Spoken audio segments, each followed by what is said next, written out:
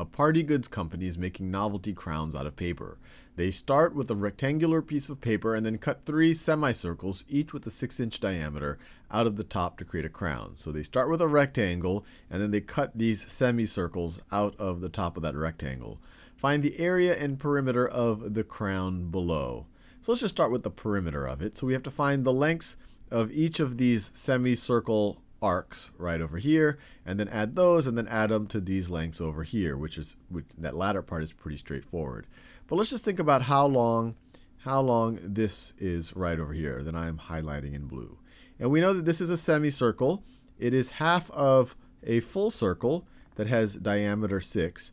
And if we wanted to know the circumference of the entire circle, the circumference of this entire circle is given by, and this really comes straight out of the definition of pi, it's pi times the diameter. Or another way to think about it, the diameter is 2 radiuses, so it's 2 pi times the radius. But they give us the diameter right over here. The diameter is 6 inches. The diameter is 6 inches. So the circumference, this entire circumference right over here, is going to be equal to, the circumference is equal to 6 pi. That's the circumference of the entire circle. If we think about the circumference of one of the semicircles, so circumference of, or maybe I should say the length of a semicircle, is going to be half of this. It's half the circle. So this length right over here is going to be 3 pi. And then this one is the exact same length, is going to be 3 pi again, half of the circumference of the entire circle. And then this over here is going to be 3 pi again. And now we're ready to figure out the perimeter. You have three 3 pi's, so it's going to be 3 times 3 pi plus 6 inches plus 6 plus 18 plus 6 again. Plus 6 again. So this is 9 pi. That's this part right over there. 9 pi plus, so this is going to be 12 plus 18 plus 30. That's the perimeter. And if we wanted to, let me write this down. This is equal to the perimeter. And if we wanted to get the exact number, you could substitute 3.14 for a rough approximation of pi. Or we could get our calculator out and get the exact, or pretty close to the exact number. Even a calculator doesn't have an infinite precision for pi. But let's get the calculator out. And if we want to get 9 pi, 9 times pi, plus 30, that gets us 58 point, and I'll just round to the hundreds, 58.27 inches. 58.27 inches. So it's equal to 58.27, and it's inches because all of these units were in inches. 58.27 inches. That's our perimeter.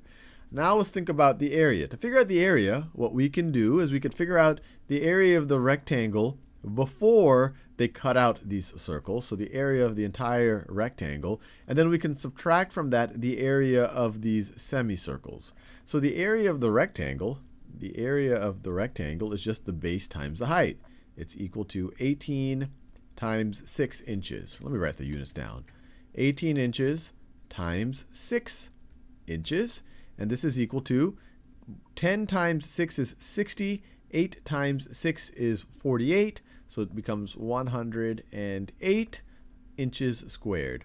Inches squared. 108 square inches. That's the area of the entire rectangle. We're not done yet because we haven't cut out the semicircles. The area, if these were complete circles, if you think about them as complete circles, the area of a complete circle is pi r squared. So area of a circle is going to be pi times the radius squared. The diameter here is 6. The radius here is going to be 3. So the radius is going to be 3 inches. So it's pi times 3 inches squared, which is equal to 9 pi square inches. That's for each of these complete circles.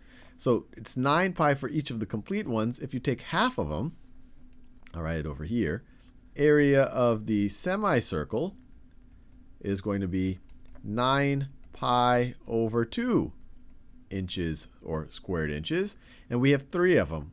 We have 3 of these semicircles. So the area of this crown, I'll do this in pink, the area of the crown is going to be equal to the area of the rectangle, which is 108 square inches, minus 3 times the area of the semicircles, minus this, minus this, minus this, minus 3 of the semicircles, minus 3 times 9 pi over 2 inches squared. And this is equal to 108 minus, what is this? Minus 27 over 2 pi inches squared.